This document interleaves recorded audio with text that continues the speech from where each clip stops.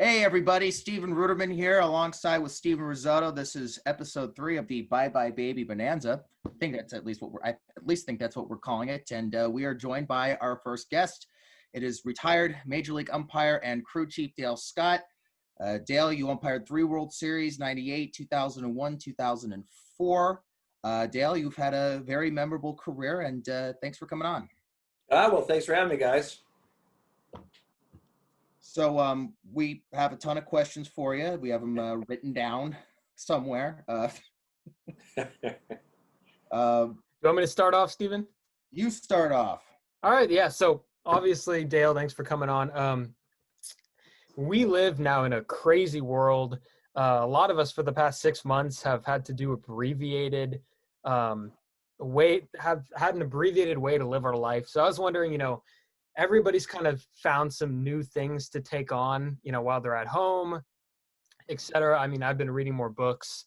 I've been binge watching some stuff, doing all the things that people would do if they stay home. So I was wondering, what have you been doing kind of to keep yourself entertained here during this quarantine period? Well, like you, I have been reading more. I've got a ton of books that I've accumulated or been given or whatever through the years that I just have. When I was working, when I would fly all the time, I read on the plane. It was a great way to pass the time when you're on an airplane and on these flights. And so I would get a lot of reading done during the season, especially. And now that I'm not obviously flying around like I used to and stuff, my reading has not been, I've gotten, like I said, a lot of books that have been piled up and I haven't read.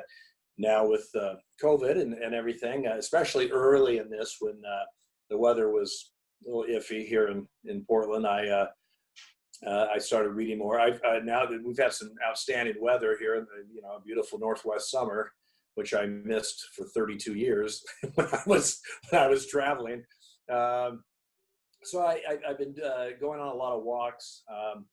Contrary to what everyone believes, Portland is not burning down. It's not a riot here in every neighborhood. It's actually quite a beautiful city, and it's a great walking city. And so I've been doing a lot of that. Quite frankly, I've been doing a lot of podcasts. I don't know. People have been contacting me to do podcasts, and I've been doing that. But that's kind of what I'm doing. Very exciting. Tomorrow we're getting a yellow lab puppy, so I'll be on puppy patrol for quite a while starting tomorrow. So that'll be fun. Never had a puppy. Well, we haven't had one since 2006, and so our lives, as we know, will change immensely starting tomorrow, because we have had labs before, never a yellow, but they're very energetic, very fun, very loving. But when they're puppies, they're all over the place. So what's hard about dogs is that it's just criminal that dogs don't live enough. And we have a lab at home, my dad and I, a chocolate lab. It's like mixed with pointer or greyhound. She's like 13 or 14 and she's still energetic, but it's just like, that day is going to come. And that's the worst part. The 3 black labs we've had, I don't think any of the 3 lasted past 12 years. And so that's tough duty. But I'm not going to think about that now. I'm going to think about the puppy and what's coming up starting tomorrow.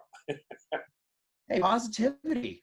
We need some of that here in 2020. Now, Dale, you had a really interesting set of mechanics. I used to call you the vehement Dale Scott because you would kind of dance around and I know your mechanics. If you would kind of put the mask on. You would. Here we go. Like.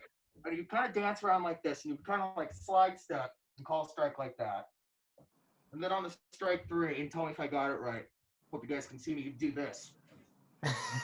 Well, you're close. You want to that strike 3. You want to drop back with your left foot and then give it a nice boom.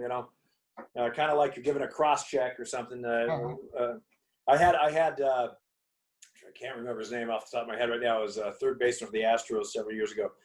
He came out his first at bat. He came up in Houston, and he said, "Hey Dale, how you doing?" He goes, "Well, by the way, my goal today is for you not to punch me out." He goes, every time I would punch somebody out, it was like I was knocking him right in the face. So I think I got him once that game, and as he walked off, he said, "Damn it, I didn't want to." He got punched out.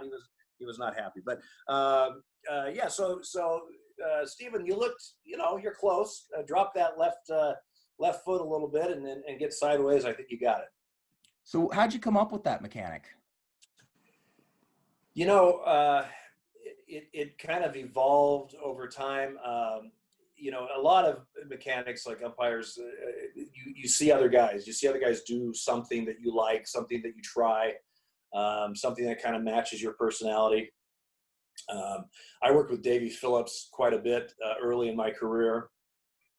In the early, let's see, at 93 and 94, I think I worked with Davey.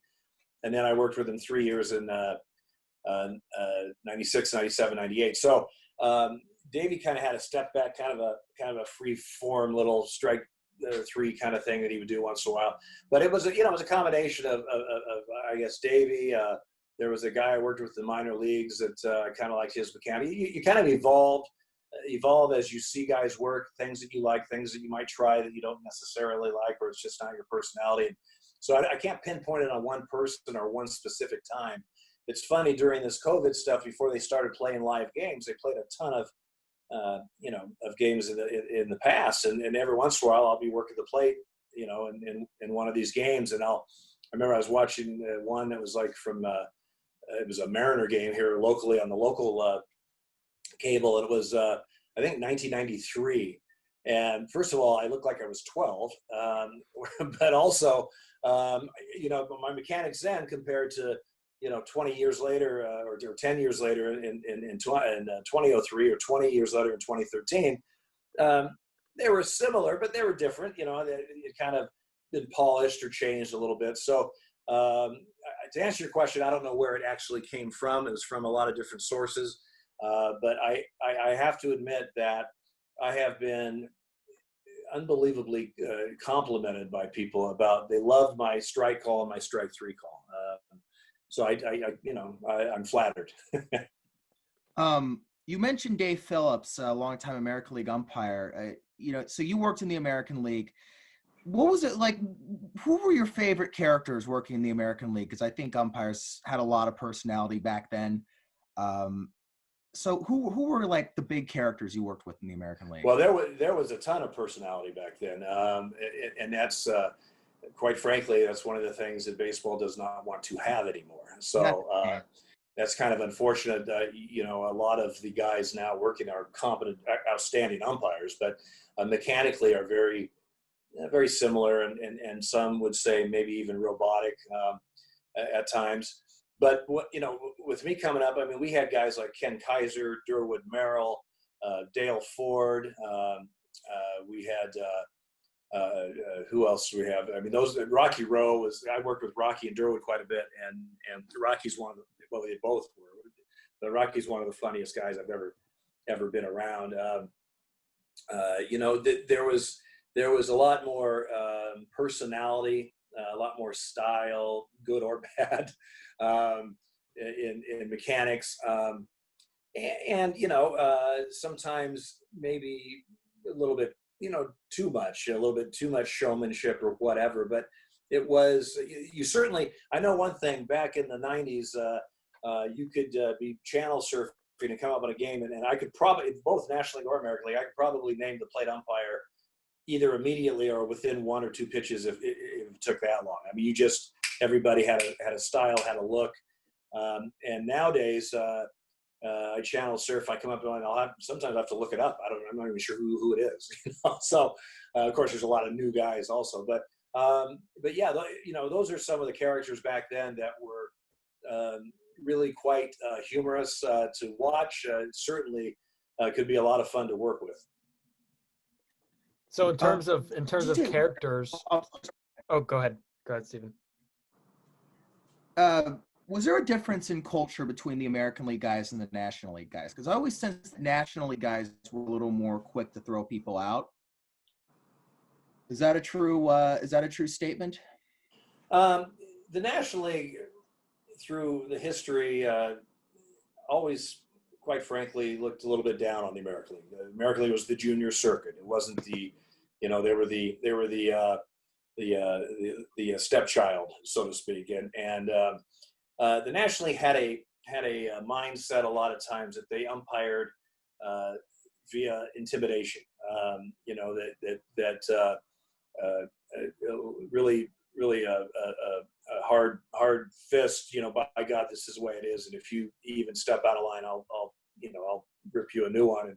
And American League had a little bit more different philosophy. Not that they were pushed around anyway, but they weren't exactly the same type of mentality usually. And you got to understand, you know, I worked in the minor leagues with guys that all of a sudden I went to the American League and they went to the National League.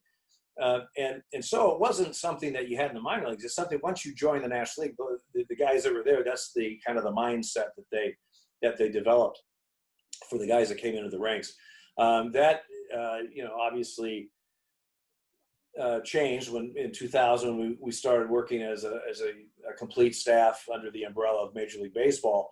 But there was certainly, especially those first several years in the early 2000s, that there was some differences that had to be worked out because, you know, you just weren't used to, guys had different philosophies coming from one league or the other. You don't really see that anymore. Most of the guys that were in just the National League and now, or just the American League and now are combined, are very few anymore, you know, as guys have retired and everything. So, but yeah, there was a little bit of a different mindset, of course. And then, you know, it was a different league mechanically. I mean, for years, the American League had the outside protector. So you set up behind the plate, you set up for pitches completely different than the National League. And the mechanic for an outside protector, luckily I never had to use one or use it. But I totally, you know, I worked with guys that did for years, and the way you set up is right up over the catcher's head, which, as we've learned with concussions, is absolutely the worst place to be. And you're getting yourself right in the middle of that kill zone that you're just going to get whacked all the time. But it also gave you a different perspective of the pitch, and it had a tendency for you to call pitches higher in the zone and not as low in the zone compared to in the slot where the National League was with the inside protector. So that's how back in the day the American League was known as a high ball league or high strike league, and the National League not so much. And there was some validity to that, but that's long gone. The last outside protector ever used in an American League game was the umpire was Jerry Neudecker in 1985. Was the last year. You know, it was grandfathered out starting the late 70s, and he was the last one when he retired after the 85 season. And I think, you know, he was the only one using it then. And I think the couple of years previous to him, there might've been one or two guys that used it. So the league had pretty much, you know, switched over, but it's, you know, that's been a long time ago that there was an outside protector worn. So that explains why there aren't many high ball guys anymore. Because it's just everyone's a low ball guy now. Well, you know, yes and no. Starting in the early 2000s, we started getting the pitch tracking system that we were evaluated on. And so that, what that did is make the entire league much more consistent league-wise than the old individual. Oh, this guy likes to call him low. This guy likes to call him outside. This guy is inside. You know, whatever. It uniformed the strike zone much more. If you watch videos now of plate work and watch videos from 20 years ago or you know, late 90s. You know, it's much, you know, I'm not saying everyone calls the exact same zone, but it's way more consistent and the same basically now than it ever was back then. So you were a high ball guy, I think. You know, supposedly I was. I don't even know what I was. I mean, I'd heard some had said, "Oh, he's a pitcher's umpire." Some he's a hitter's umpire. You know, I mean, there was for years the pitch hardly any space above the belt line was a ball. I mean, which is just wrong. I mean, that's not high, and but that's just kind of how the strike zone morphed. It morphed into a very wide and very compact high-low type zone. And so one of the reasons they went to because of technology, but they started evaluating with the computerized, Quest Tech system was the first one. Then it's changed different names, but the same type of situation, is because they wanted to make it more uniform, but they also wanted to make it more like the actual strike zone in the book. And when they started that, they also redefined the strike zone in the book. It used to be the shoulder blades to the knee. Well, that was never called. That was never called. I mean, you never called anything up there a strike, even though in the book that's what it said. So when they redefined it, they said that the midway point between the belt or the waist and the shoulder. So that's more of, up in here somewhere, which is no one's going to call strike up here. So what in effect that did in the early 2000s by redefining the strike zone, the low pitch was the hollow of the knee, the high part was the midpoint between the belt or the waist and the shoulders, and then what they wanted to do is they wanted to redefine it high-low, which they did.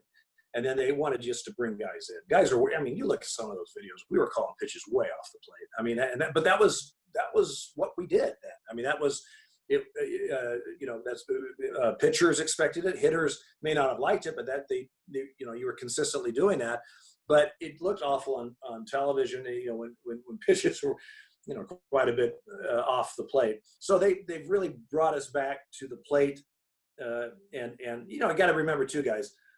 Plate's 17 inches. A ball is 2 2.25 inches wide. If it goes over any part of the plate, so yeah, it's 17 inches. But add another 2 inches on each side, or really 2.25 each side, because if any part of that ball goes over the plate, so the plate is actually wider than 17 inches. By definition of the strike zone.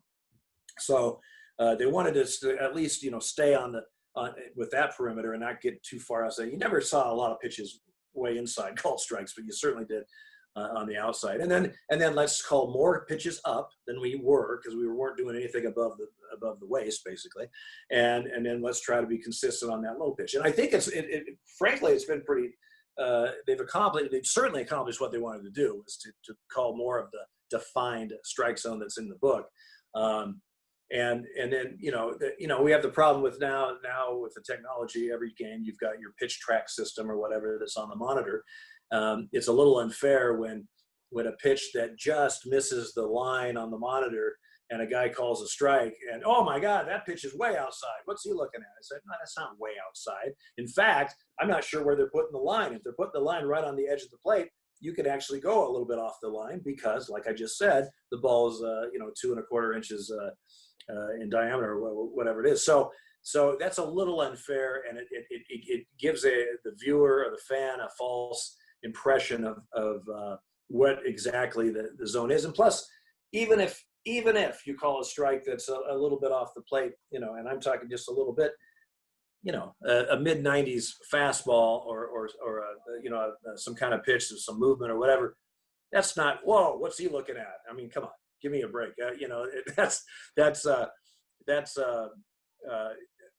These pitches are just, if they're not in the zone, they're just a tad bit out, and you would think that you'd shot your mother or something like by calling it a strike, and I think that's a little unfair. Especially if you look at the way pitches were called back in the 90s, because it was way off the plate, and boom, guys, and myself included, guys were calling those strikes consistently. A lot of the veteran guys were calling pitches off the plate. Even recently, guys like Bob Davidson, John Hirschbeck, they had really big zones. And Bill Miller still has a really big one. Well, yeah. I mean, there's going to be various, but let's be honest. The league-wide, staff-wide percentage for the entire year, in a real year, not a COVID year, when you're playing full schedule, is 97 and some borderline 98%. Well, out of the thousands and thousands of pitches called, I think that's pretty good. What happens is you have a pitch that's okay, maybe you missed it, it's off the plate too much, and you call it a strike. In the second inning of a no-score game, the second pitch of a hitter, no one gives a crap. but that same pitch with the winning run on base in the ninth inning, people are, go crazy. So of course, it's situational. And anytime you see something that is a big situation that may be a miss, they miss those all the time. It's like, no, really don't, so. Again, I defend the umpires, but it is a little unfair. And the thing about, just to go on, I'm rattling on here, but the thing about a replay is we've got technology that we have now with super slow-mo and high definition televisions and monitors. People at home now have 60-inch, 65, 70-inch televisions, and you can see every little blade of grass or whatever. So with technology and with replay, it's gotten to the point where umpires have to be perfect. And we've always said that, you don't want to miss a call. And we all know that that's not going to happen because we're human and we're going to miss calls. And with replay, we can correct those obvious mistakes and move on. But it's gotten to the point now that you miss a call after they show 5 replays from 5 different angles and super slow-mo, and they go, yeah, it looks like he did tag him. I don't know what he was looking at. Well, guess what he was looking at? He was looking at it in real time, one time from one angle, what happened. So I think it's a little unfair that the scrutiny that goes on, that these guys are just terrible. How can you miss it? That's just terrible. It's like, when the shortstop lets one go through between his legs, it happens. And it happens very, very infrequently with umpires, but it just seems like if it happens once, that means everybody is tainted with that. And that again, I think that's just a little unfair. Yeah. And I also feel like, let's say it's the 8th inning and it's like 13-0. I mean, at that point, should an umpire be like, hey, if it's like within a couple of inches, maybe 3 or 4 inches, I'm calling it. It's 13-0. Not with us, because we get graded down every single pitch we miss. But I mean, don't you think you guys should have that right to do that? well, do I think that? Sure, but is it reality? No, it's not. It just isn't. And I mean, I've had situations where it's 7-1 in the 5th inning. We need to get this inning in because we have a huge storm just about ready to dump, and a guy's missing the plate. And if I call those strikes, we all know why I'm calling these strikes, but guess what? I am going to be graded down, and I'm going to hear from it from the league office. So there's, technology again, people. Once we have this technology, there's no interpreting stuff. It's either this or that. Now you may miss a pitch, but I mean, it's either this or that. And if you try to get away with, it's 12-1 in the 8th, let's go, Well, yeah, if the players feel that way, then swing the bat. Don't be taking pitches. Exactly. No, I feel like, I really do feel like, I'm a huge Giants fan, and you cut me open. I don't bleed red. I bleed orange and black. But I've become a real big fan of you guys, and I feel like you guys are truly the unsung heroes of the game. What you guys do with Umps Care charities. And I just feel like you guys are so unfairly scrutinized. And there are some guys who I get maybe, they haven't had the greatest careers and have had some controversy, but even some of the guys who have had controversies, guys like Angel Hernandez, Bob Davidson, they were decent. They were good umpires. They always gave 100%. And especially Angel Hernandez, the way he's treated on media now, I just think is incredibly unfair. Well, you got to understand, when you get labeled, whether a good label or a bad label, once you get labeled as something, it's really difficult to shake that label. You may have a high profile game. Let's say I have a high profile game behind the plate, and I only miss 4 pitches, but 2 of them were in the 9th inning with pretty important pitches. All of a sudden, I'm labeled as a bad umpire, a bad plate man, or something, and it's tough to shake that label. Angel and CB and somebody, Bob, some of these guys were labeled for whatever reason. They've valid or not valid. A lot of times it isn't valid, but it's perception or whatever. But they get this label. So now anything that is deemed a miss, or even not a miss, but a border, could go either way type thing. Oh, he missed it, because their label is they're bad, so obviously he missed it. Where if you have a good label, if you're an umpire, oh, this guy is a good umpire, we like the umpire, and now you have a miss or a go either way type call, they go, well, that might have been outside, but you know what, this guy, he can umpire, and that's unusual for you. So it's the same thing, but because you have this perception of being really good, they give you the benefit of the doubt when you have this, in not all cases, but in most cases. And if you have this perception of not being very good, they immediately go, well, that's par for the course. This guy's terrible, and that's what happens. Listen, I got to tell you, Angel Hernandez doesn't, if you look at his career, postseason assignments and that kind of stuff, obviously he's doing a job that Major League Baseball is okay with, because otherwise he wouldn't be working postseason. He wouldn't be I know he's got this issue with the lawsuit and all that stuff. I'm not going to get into that, but the point is that baseball is not going to put somebody in a high-profile, big-time postseason game if they have no faith in him. They're just not going to do it. And the reason they're not going to do it is because they don't want to feel the criticism. Because if a guy is not evaluated out every year, evaluates low every year, why would baseball, they can't, why would they put them in that position? They don't want it. They don't want the bad press. They want everything to go great. So people always, will complain about Angel or a certain other guy. But there's a reason that you keep seeing them is because they're doing the job. I think Angel, his ball strike percentages,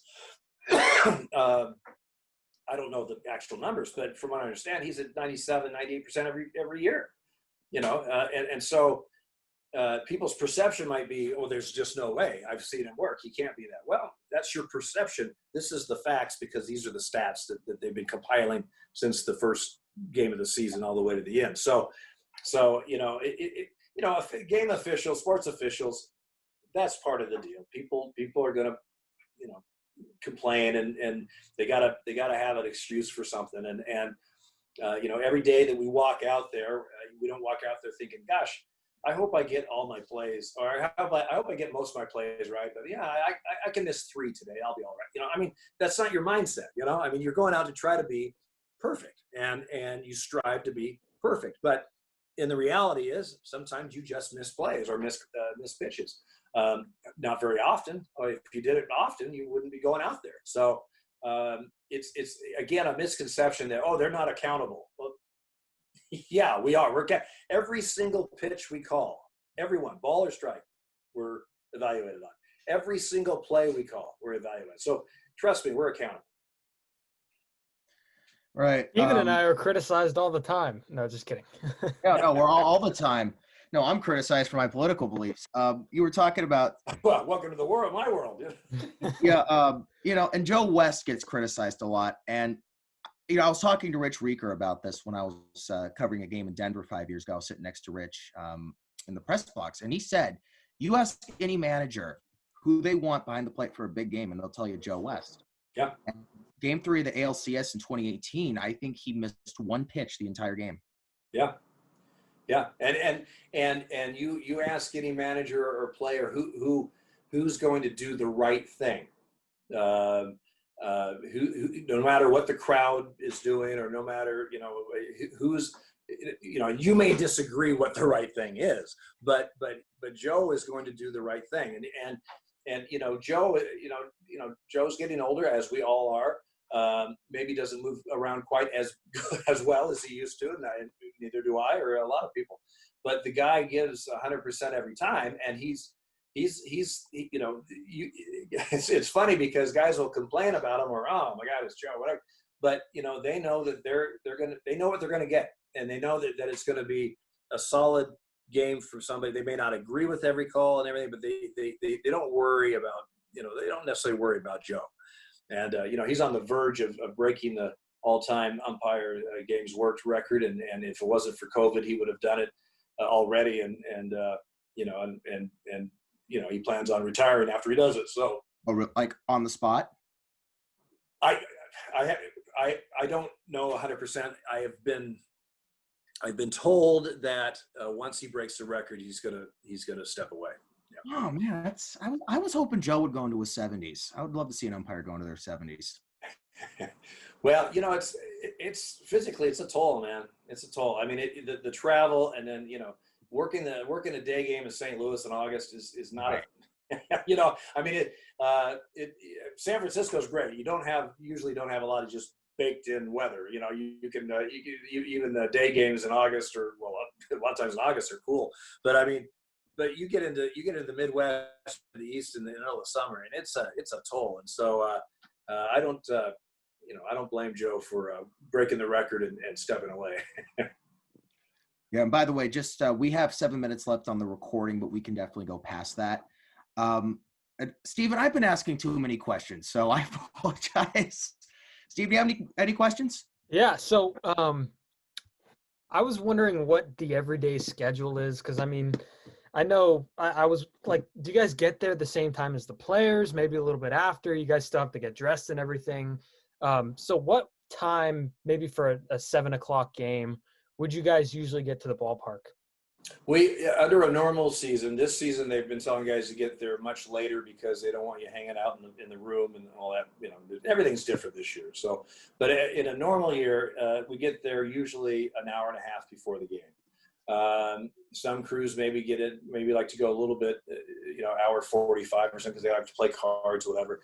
A lot of times, I believe the collective bargaining agreement says we have to be there no later than an hour before, but most guys like to be there a little bit longer than that. Just a lot of times there's traffic going to the ballpark, or depending on what city you're in and all that stuff, and it's just nice to get in the locker room, relax, maybe have a sandwich or something. A lot of crews play cards or whatever.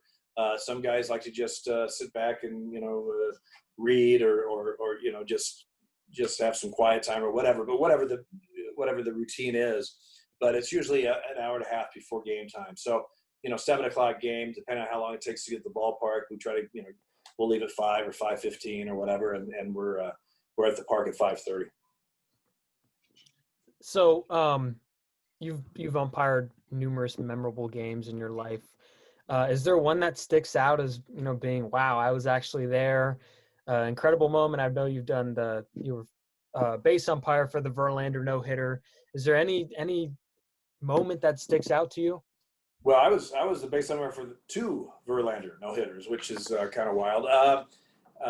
Well, when you work just short of 4,000 games and 3 World Series and 3 All-Star games and 91 postseason games, there's a lot of games that are memorable. I'll never forget, personal highlights. Obviously, the first game I ever worked, the first play game I ever worked, my first playoff, my first All-Star game, all that stuff, first World Series. But, my second World Series is 2001, and that was right after 9/11. That was a classic 7-game series. The home team won all 7, all the games were won by the home team. 2 out of the 3 games in New York were, 9th inning heroics, by the Yankees or whatever. President Bush threw out the first pitch in Game 3. That was my plate game. I'll never forget that night. The security that was there, the Secret Service guy that was dressing in an umpire uniform with his bulletproof vest and his 2 guns and his earpiece and his everything else underneath it. Mark Hirschbeck staying in the tunnel when we came out, so there'd only be 6 umpires, although one of them was Secret Service. The president coming into our room and talking with us for just hanging out there for 20 minutes before we went on the field. That was my plate game. So you're mentally, you're trying to focus and get ready for a World Series plate job in Yankee Stadium. And yet you have the president of the United States sitting here and Secret Service. And, you really had to learn to mentally focus. But that's a highlight for sure, that series, that game. But I've had several highlights. I worked 2 no-hitters, but 1 no-hitter that winter they said was not a no-hitter. That was when Andy Hawkins of the Yankees no-hit the White Sox in Old Comiskey Park, the last year of Comiskey Park in 1990. But his no-hitter, he threw a no-hitter, but he lost. The Yankees gave up like 2 or 3 unearned runs in the bottom of the 8th to the White Sox off of Jim Leyrit's error in left field. The Yankees came up the 9th, didn't score, so the White Sox win in 8.5 innings. and Andy Hawkins threw 8 innings of no-hit baseball and lost the game. But they said that winter they changed the scoring rule that to qualify for a no-hitter, you have to throw 9 innings or more. He only threw 8. So that was a no-hitter for a few months, and suddenly it was not a no-hitter. And then I had one other no-hitter on the plate. It was Scott Erickson no-hit with the Twins. He no-hit the Brewers back in April of '94. But, numerous highlights, numerous things that I remember. And, my first World Series in '98, and, the call when I got notified I had the World Series was through. I mean, hell, I can go back to just the call that I got, or when I found out I was hired by the American League, or when I found out in the extended umpire school 1 week advanced program that I got hired to work in the minor leagues. That was such a thrill. And so there's a lot of highlights that I've had, and it's been it was a heck of a career. So I have no complaints. Stephen Ruderman, Stephen Rissotto, and our guest, the vehement Dale Scott. That was my nickname for him. I know, kind of lame. We're back here on the Bye Bye Baby Bonanza. We were asking Dale about various things from his umpire career, certain characters, and one of my favorite characters, a guy I'd love to have on the show that you worked with your final full year in 16 was Mr. Bob Davidson. One of my favorites. What was he like? Bob is hilarious. Bob's a great guy. He has I call him no filter Bob. He has no filter. Same with me. What's that? Same with me. Yeah, well, yeah. He just says whatever's on his mind. He'll say it. We had a lot of laughs with Bob, and what you see is what you get with Bob. I mean, is really what it comes down to. And one thing about Bob is you never heard Bob complain about this job. I mean, the baseball season is a marathon, and there are times, just like anything, there are times that you just don't, you just don't. You're tired, or you've been away from home for several weeks, or it's hot, it's humid, or whatever, and you just have a tendency to be just a little bitchy. And I don't think I've ever seen Bob bitchy. He was happy to be at the ballpark every day. He loved to travel. He loved to be on the road, and have you tried to get Bob? He would do your podcast. I would love to get Bob. I don't know how to contact him. Well, I do, and I can give him your information or something. But great. I don't think that would be a problem. No, I'd love to meet him. I've just always been fascinated by him, just because he's such a character with like the unique set of mechanics that no one else had. Old school National League guy. Just would be a hell of a guy to meet. Yeah. You're gonna laugh a little bit when you're around Bob. That's cool. Stephen, do you have any? What's your next question, Stephen? Yeah. So I know you probably get asked this so much, but the Billy Martin incident. I mean, we have to get into that. He threw dirt at you. What's the story there? Well, that was my third year. It was Memorial Day in Oakland. It was a 5:00 start. They used to have ABC Monday Night Baseball, just like they had Monday Night Football. So it was a 5:00 start, and I had first base, and it was a play at second. It was a nothing play. It was the bottom of the third. The leadoff hitter was Walt Weiss for the A's. He hit a low line drive to Bobby Meacham at second base. The question was, did it one hop, skip into his glove, or did he catch it? Rick Reed, who just passed away a few weeks ago, God bless him. Rick was a great guy, but Rick was at second base, and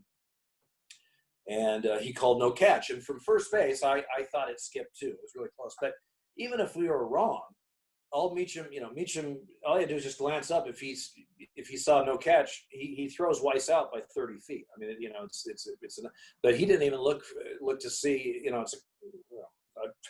To me, it was close enough that you want to make sure that the out's recorded. But he just started throwing it around the horn. So Weiss gets to first, and he's there. So you immediately start arguing with Rick, and of course, here comes Billy running out of the first base dugout. As he passes by me, he said, "You saw him catch the ball." And I said, "No, Billy, he trapped it as he runs by." So he's in an argument with Rick. Rich Garcia was the plate umpire. John Hirschbeck was at third base. Rich kind of comes up, and I drift over, and I'm just kind of on the periphery there as Billy's going at it with Rick and with Richie. Suddenly he spins around, he looks at me, and goes, "You saw him catch it." And I said, "No, Billy, he trapped it." And he said, "You're full of blankety blank." So you can't say that. When you personalize it like that, you are something that's a no-no. So I ejected, and immediately he goes off, and he starts to try to kick dirt on me. Well, the 5 o'clock start, they watered down the infield, to keep the dust down, and it was still damp, so he couldn't get, after 2 or 3 kicks, he couldn't get. And the first kick, he just barely with his foot nicked my knee, and so you'll see in the video, I'm pointing down. "You kicked me, Billy. You kicked me. You kicked me." So he's trying to kick dirt, and he couldn't get it. So he just reaches down, he grabs a whole bunch, and he just does a little chest pass and throws it right onto my chest. So nice little Billy Martin tantrum, and finally he leaves.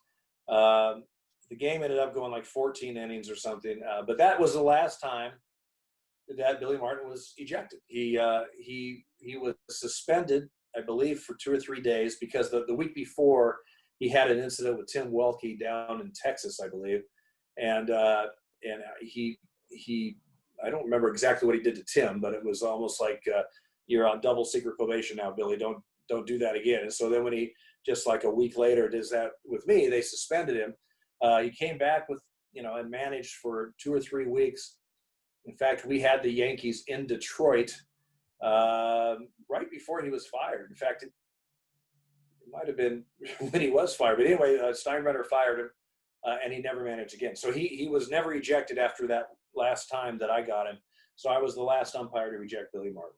Because, I talked about how Bob was a very interesting person. Billy was another really interesting person. What was he like on a good day?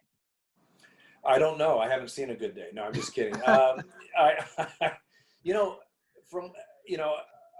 From what I understand from guys that had Billy way more than I did, Billy off the field was a decent guy. He was so competitive though, and there's a couple managers like that I knew better, that I've been around more. That once they put on that uniform and walk on into that dugout, they are Jekyll and Hyde. They are. You see them at a restaurant after a day game, and hey, how you doing? And how's the family? But I mean, you would think it's just one of your buddies, but genuine. You just happen to see him on the road somewhere, but you put a uniform on them and it's time to go, and they are just intense and into it. I mean, Bobby Cox was that way. Tony La Russa was that way.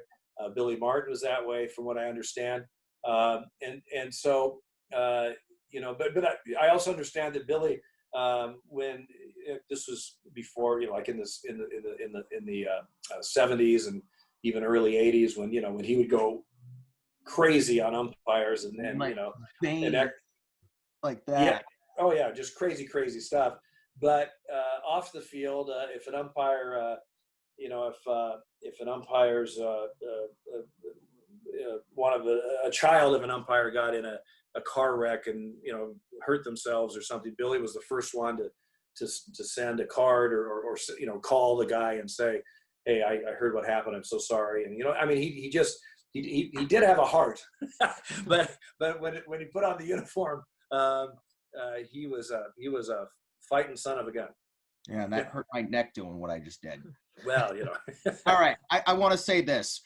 What I thought was a real shame, I would have loved to see Billy managing the National League with the National League guys. Billy Martin versus Bob Davidson. Who do you have? Well, I mean, the umpires are going to win every time because we get rid of them.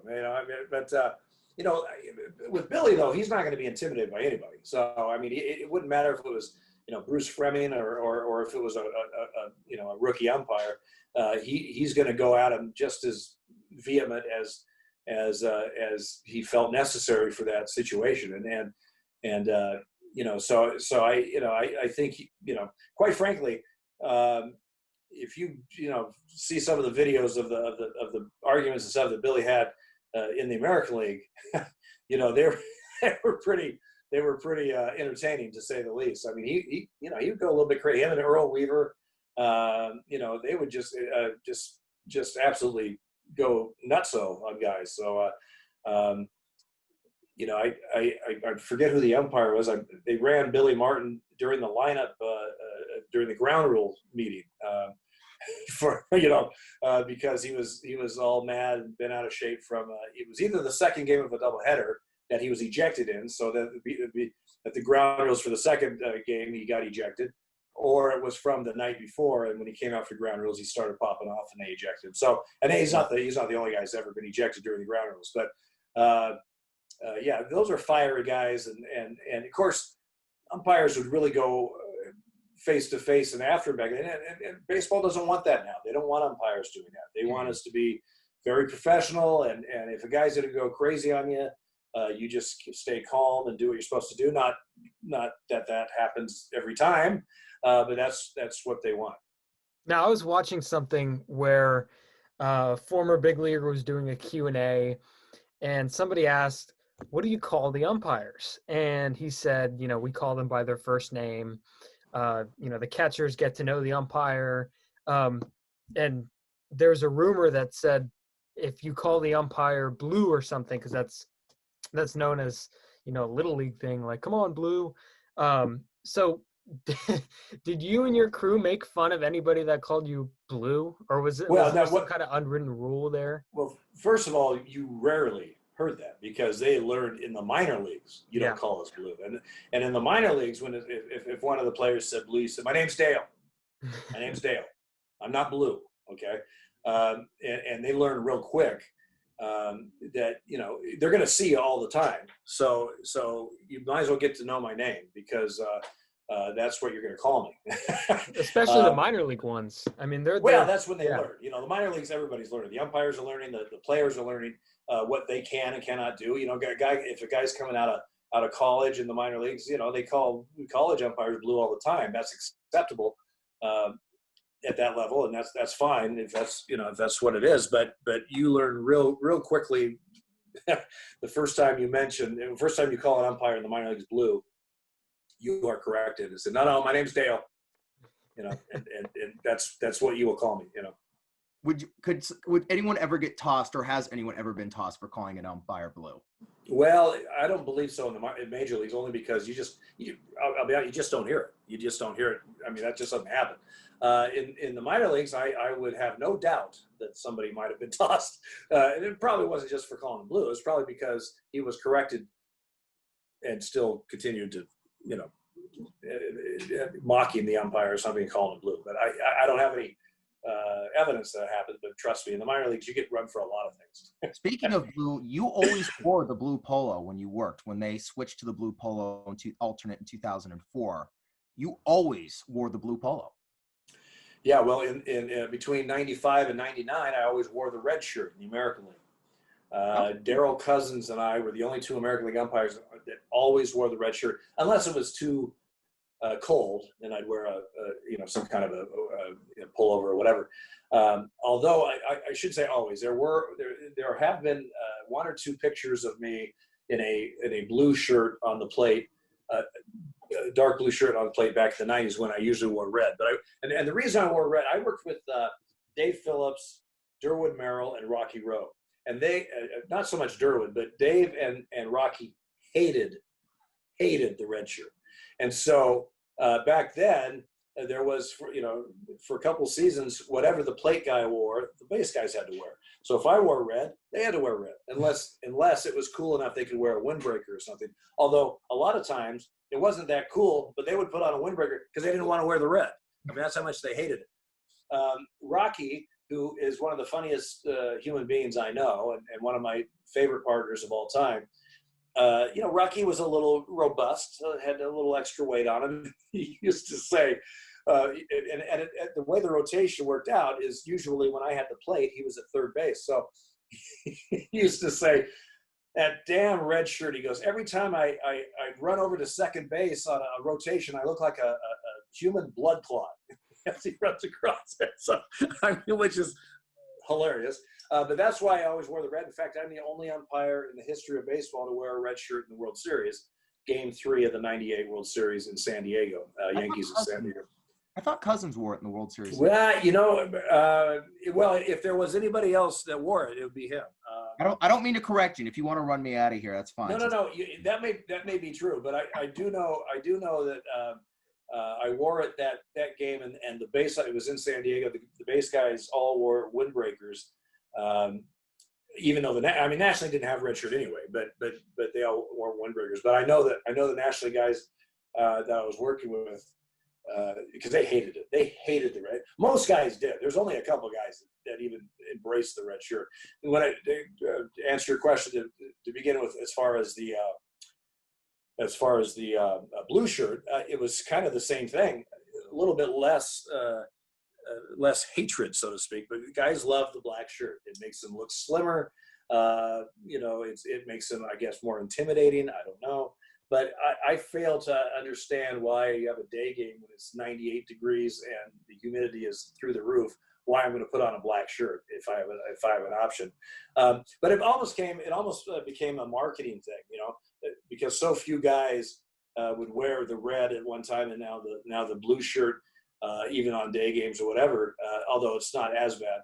But it was a marketing thing. Oh, there's a blue shirt. It's got to be Scott. It's almost automatic. Crawford always wore it too. Yeah, Crawford wore it. There's some guys that embrace the blue. Phil Cuzzy. Ray Gibson, I think. Used to more. But there's other guys that just. I had guys on the crew. Remember Ron Culpa? I said, Ron, it's 100 degrees a day. I go, Ron, you're not wearing black. I just, because that meant we had to wear black. He goes, yeah, I'm not wearing. Every once in a while I could get him to wear the blue because it was just so damn hot. But it was just something I liked it better, frankly. I did not like the blue originally. They switched to it in 2004. I didn't like it until 2009 when they made the number black. From 2004 to 2008, the number was white, and I just didn't. Yeah, I never understood the white number. But in 2009 when they made it black, I'm like, that's a solid look.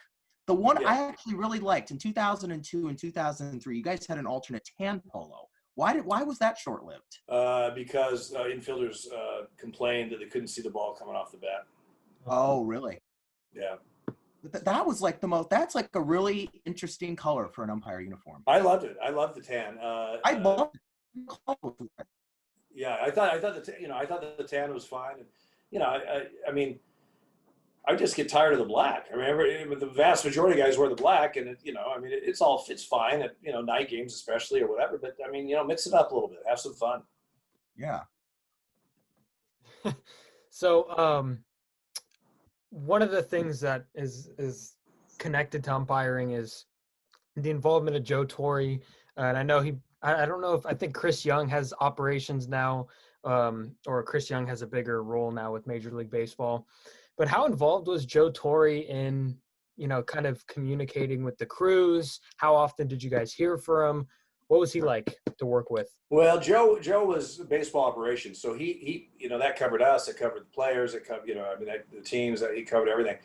We had, and then under him we had Peter Woodfork, which we dealt with much more with Peter, and then of course Randy Marsh and all the supervisors. So we dealt a lot more with Peter than with Joe. But yeah, you would deal with Joe. Joe was at our annual meeting every January. He was there, would address us. He was always at any postseason stuff. He's the head guy. But most of our day-to-day operations, if we had situations that had to be talked about or those types of things, usually you were dealing with Peter Woodfork. So when replay came in 2014. Was there a sense of among the umpires, was there a sense of maybe not targeted, but did you guys kind of feel like a loss of power when replay came in?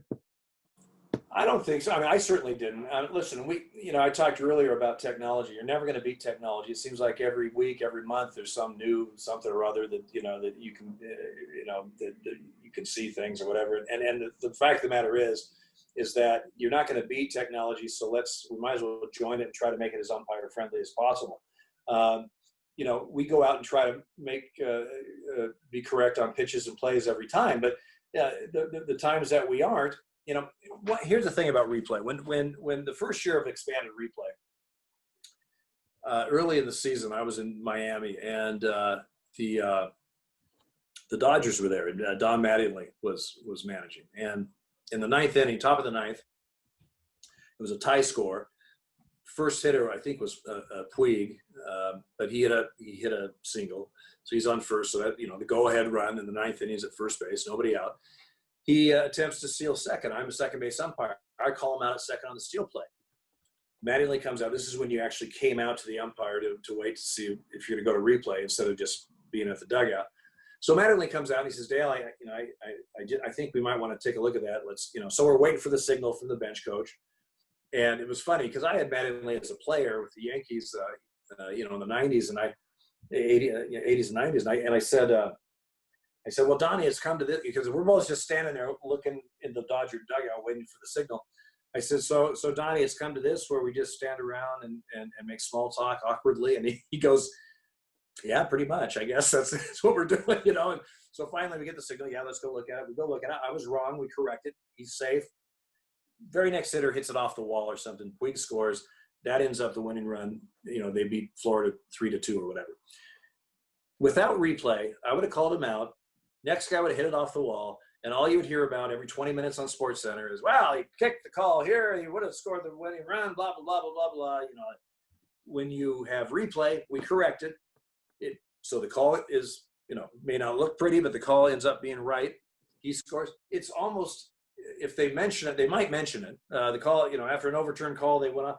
They rarely, a lot of times they don't even mention it. So in other words, everybody wants the call to be right. That's what everybody's striving for. So when you miss it, you feel like an idiot, but you don't and you get down on yourself. But I'm happy that we're able to correct it so we can move on instead of dwelling on that.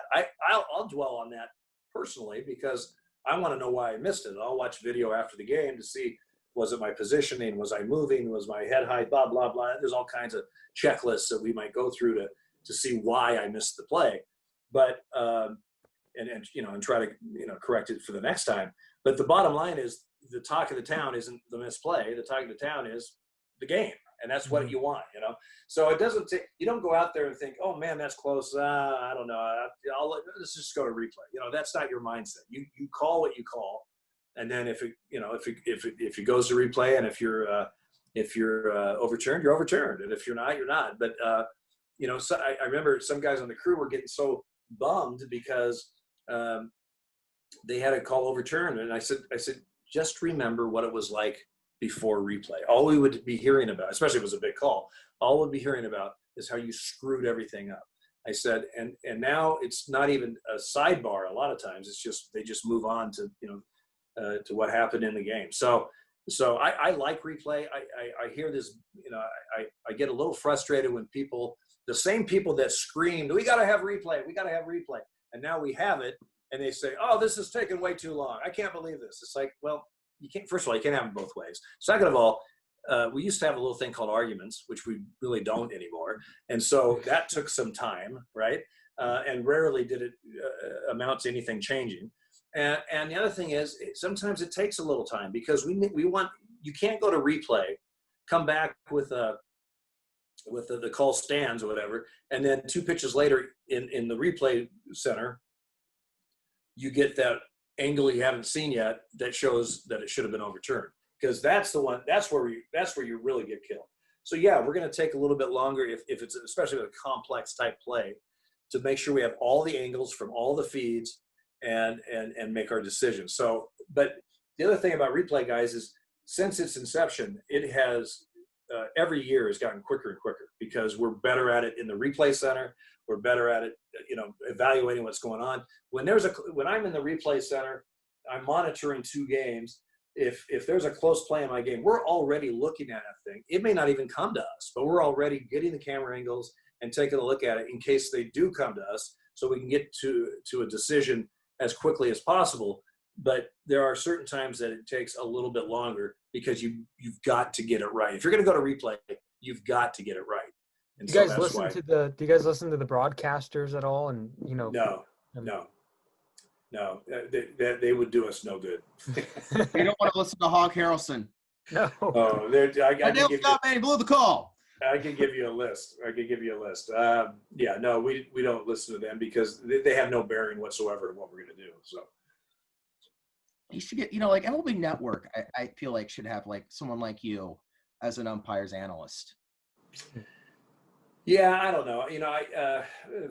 After I retired, Fox had contacted me if I was interested in being their rules guy for their Saturday games, and then, for all of postseason. And they've contacted other guys too. And quite frankly, it was just a crap job. I mean, basically, I would have to fly to LA every Friday, starting in April, be there for the Saturday game, fly home Sunday. The entire month of October, I'd be at LA. They didn't pay that well, and quite frankly, all they want you to do is, there are certain times that you can give them expertise on a rule, but when are they going to come to you? When an umpire has made a mistake, and I have to critique guys I've been working with for years, and I just don't want to do that, So it just wasn't. And plus, I didn't want to spend every weekend from April until October. I retired so I could have some fun, not to go criticize people in an LA studio every Saturday. Plus, who'd want to go work for Rupert Murdoch anyway? Whoa. Good point. Very, very good point. I couldn't help myself. I'm sorry. Well, I can't imagine cashing a check that said Fox on it, for God's sake. Yeah, that would be interesting. Speaking of retirements, like what is the process like for like crew chief hires, new hires, retirements? Like I've read somewhere that like umpires are under contracts for a certain amount of year, and then they're re-upped, and then they'll decide to retire when a contract runs out. Well, we have a collective bargaining agreement. They just signed one this past January, so it's good for 5 years. Like when I retired, I retired. I was hurt in April of 2017. During my recovery of the concussion and whiplash, I was negotiating, meaning the union, my union attorney, and baseball was negotiating for my exit strategy because I had decided that I didn't want to do this anymore, frankly, because of the concussion risks and all that stuff, and I was close to retirement anyway. So, long story short, they basically just said that put me on a medical leave of absence for the rest of that year. So I was on the staff. I didn't officially retire until January 1st, 2018.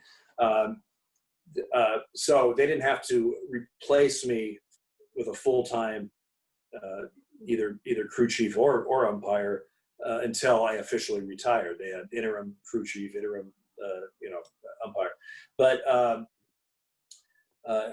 what's the process? Well, for a crew chief, when there's a crew chief opening in the off season, usually they email the guys and say, anyone that wants to be considered to be a crew chief, let us know. Whatever names they get or whatever, they'll interview them and decide who they're going to promote. As far as a new umpire coming from AAA, those are guys that have been up and down. They've been working big league games throughout, one season, several seasons. And then, depending on how many openings there might be in a season, they'll make that decision, whenever the contract says they have to. Like, for example, when I retired January 1st, by contract, they had to replace me. They had to have somebody on staff by January 1st officially. So they named Stu Sherwater was who took my place on the staff, and they gave him a little Christmas present. I think they told him December 23rd or something that he was getting the job or whatever. But that's all done by evaluations of all the AAA guys, and most all of them had numerous games in the big leagues. So they've seen their work numerous times, and they come up with a decision. So what happens? Let's say your contract was up after 2019. You get hurt in 2017, but you still have another 2 years after 17 on your contract. Well, our working agreement was up, but my contract isn't up. No, I mean, like, let's say an umpire gets hurt in 2017, but their personal contract is up in 2019, and they still have a contract for the next 2 years, but the doctor says, hey, you can't work anymore. How does that work? Well, if medically you can't work, then you can't work, and they'll probably put you on long-term disability. Ironically, I didn't qualify for long-term disability because I had concussions. concussions aren't covered because they don't have the data yet to prove that there are possibilities that in the future, if I had blown out a knee where I could never work again, or some body part where I could never work again, I would have had long-term disability, in a snap. Concussions, they don't have that, that data yet. And so no insurance company that does disability insurance is going to insure you for something that may or may not happen in the future. So that's a little bit of a bummer. They're still trying to, there's research going on every day with concussions. Someday I think they will have definitive research and data that they can point to and move forward from there. But yeah, if you're hurt, anytime you're hurt and cannot work anymore, if it's not concussions, basically, you are eligible, for long-term disability until you hit retirement age, and then you go into your retirement or whatever. So about concussions, you had 4 concussions, 2012, 13, 16, and 17. First of all, were those your only 4 concussions? And second, what is the protocol like for an umpire in a concussion? Well, I'm pretty confident through my minor and major league career, those weren't my only concussions, but we didn't emphasize the world didn't emphasize concussions until the early 2000s. A lot of that because of the NFL and what was going on there. It used to be, there were times, I remember times in the minor leagues and early in my big league career where you got your bell rung, and it was one of those, "Hey kid, are you all right? Yeah, you seeing stars? Ha ha ha ha, get a little dirt on your shoes, let's go," and it was like a joke. Well, we've learned that it's not a joke at all. It's a serious thing. Greg Bonet, who got a job in the National League the same day I got my job in the American League in 1986, he got plastered a few times, and in I think 2000, I don't remember the year exactly. Last year was 01. Yeah, 01. Okay, thank you. Yeah, I know it was early 2000s, but he took a shot in Pittsburgh that under our protocol now he would have walked off the field. They would have never let him work anymore that game. But he shook it off, and about an inning later or so, he took a shot, and he was completely out cold, and he never umpired again. And Greg lives in Louisiana. I saw him a couple of years ago when I was down there for a sports officials summit, and Greg's a great guy. But he said, "Scotty," he said, I have memory issues. I have sleep issues. I still, for no reason at all, will get headaches. He goes, it's a real thing, and it's a serious thing. And so that's the reason why I at 17, I recovered from my concussion and my whiplash. I could have gone back on the field. I chose not to. I just said, I'm not going to do this anymore. I'm not going to be this close to retiring and have the risk of getting another concussion and taken off the field like the last time on a stretcher, but even if it isn't a stretcher. And then, so I retire and I can't remember my name or feed myself, for Christ's sake. I'm just not going to do it, I remember that that was April 14th, 2017. It was the same day Trump was saber rattling with Kim Jong-un. So I was already scared shitless that day. And I had to go to an urgent care center to get a staph infection popped. And that was just so scary. And the day, everyone was tense that entire day. And then I get dinner and a beer, and I see that you had the concussion. I saw the video of you getting carried on the stretcher. I'm I was really scared for you, man. I was scared you were going to have something really wrong. Well, of the previous concussions, I had never had whiplash. And when I was on I never lost consciousness, but as I was on the turf and the trainers ran out and I said, my neck, you just say the word neck and it's immediately we're getting you out of here. Right. And so, they stabilize you and neck brace and the whole bit, which is what they need to do and take those precautions. But as I'm in the ambulance going to the emergency room, and the Toronto team doctor was with me, and we got to the emergency room, and it was a Friday night, and it was kind of busy, and it took about 40 minutes before I got a cubicle to get into. So I'm in the emergency room. All I can do is look straight up. I can't look to the side or anything because of this neck brace. I'm just staring at the ceiling of this hospital, I can hear things going around me, but I really don't know what's going on. But I'm already thinking to myself, I don't want to do this anymore. I don't want to. I just don't want to do this anymore. I don't want. I couldn't believe that it was just 8 months earlier that I was taken off the field in Phoenix. I couldn't believe that it had happened again. And I thought, I'm too close. 2019 was going to be my last season. I was going to work, 17, 18, 19. So after the 17 season, 2 more seasons.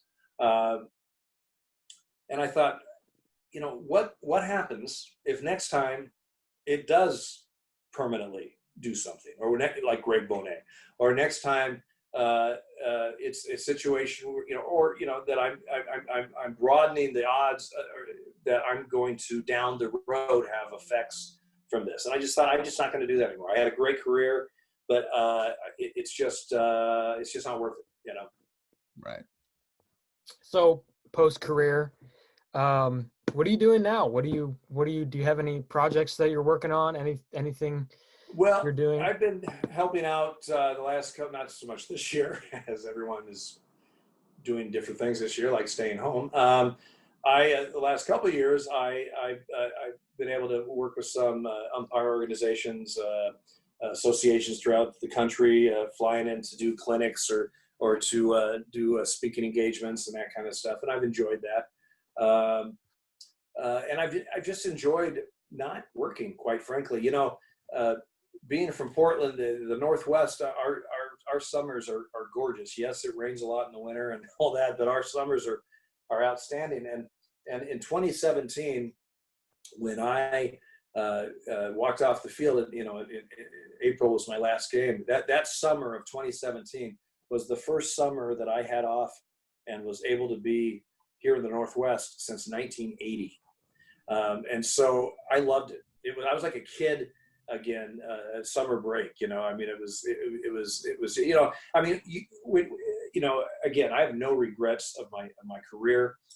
I'm thankful for everything. I wouldn't change anything. I've been very blessed. But when you are doing that year after year after year, it's like you're on this wheel, you're a hamster on the wheel, and you're just doing it, and you're traveling, and you're doing this, and you're just, and the schedule you keep from April to October is borderline insane with the travel and everything you're doing.